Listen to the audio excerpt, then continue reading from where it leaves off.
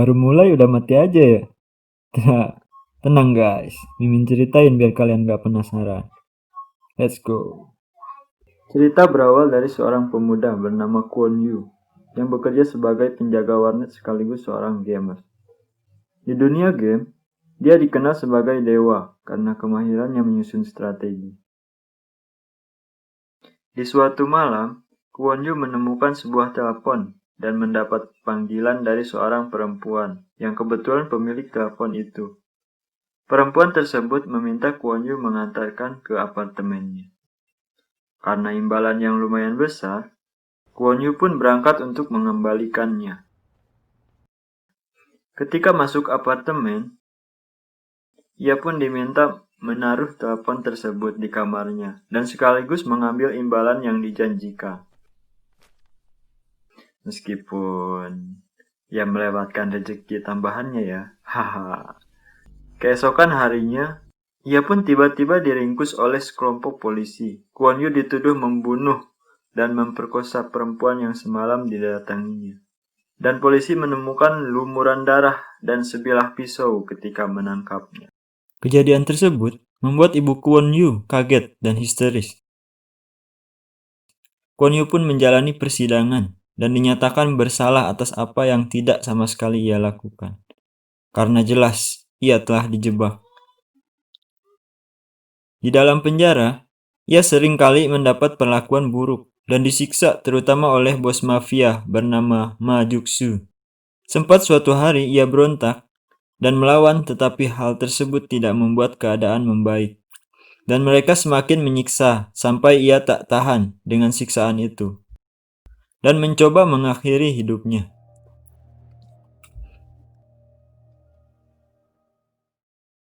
Lama waktu berjalan, ibu Kwon Yu pun datang menemui Kwon Yu bersama seorang pengacara dan membawa kabar gembira bahwa ia mendapat bukti dari seorang yang ingin membantunya.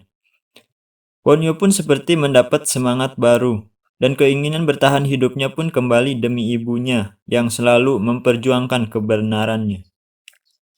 Namun, setelah lama menunggu, pengacara itu datang tidak bersama ibu Kwon Yu, dan malah mengabarkan bahwa ibu Kwon Yu telah meninggal dunia dengan cara bunuh diri. Kwon Yu pun kaget dengan ekspresi tidak percaya. Ia menangis histeris karena selama ini ibunya yang paling bersemangat untuk memperjuangkan kebebasannya.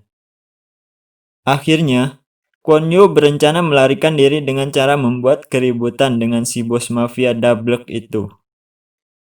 Dan ia menusukkan sebilah pisau ke tubuhnya dengan tujuan dibawa ke RSUD terdekat juga nggak apa-apa kali ya.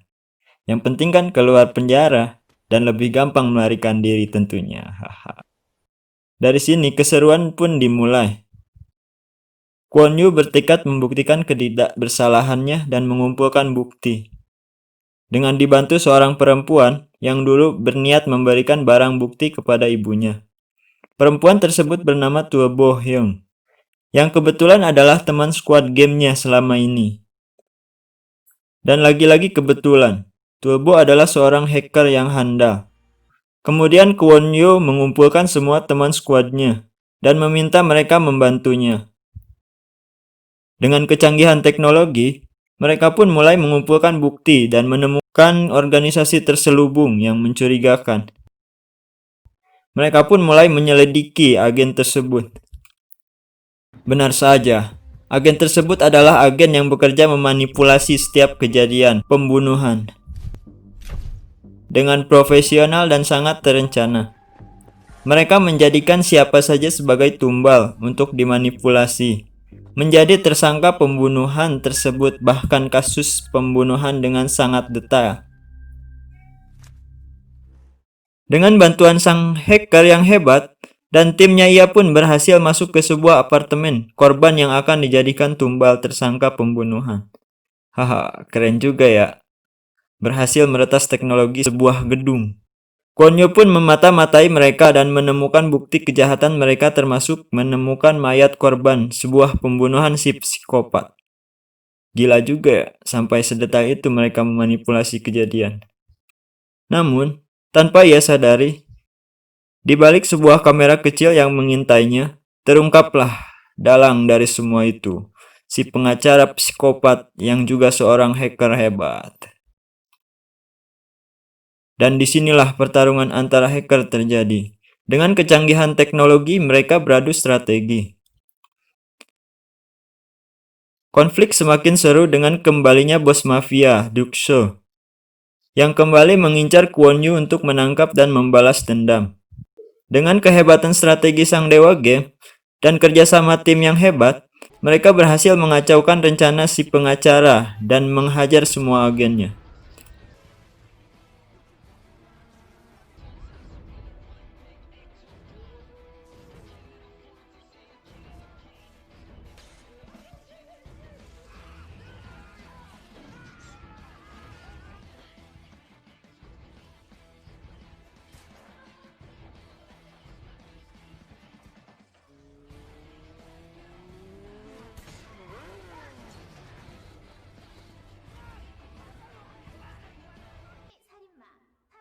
Akhirnya, Kwon Yu berhasil membongkar kebenaran kasus tersebut termasuk mengembalikan nama baiknya.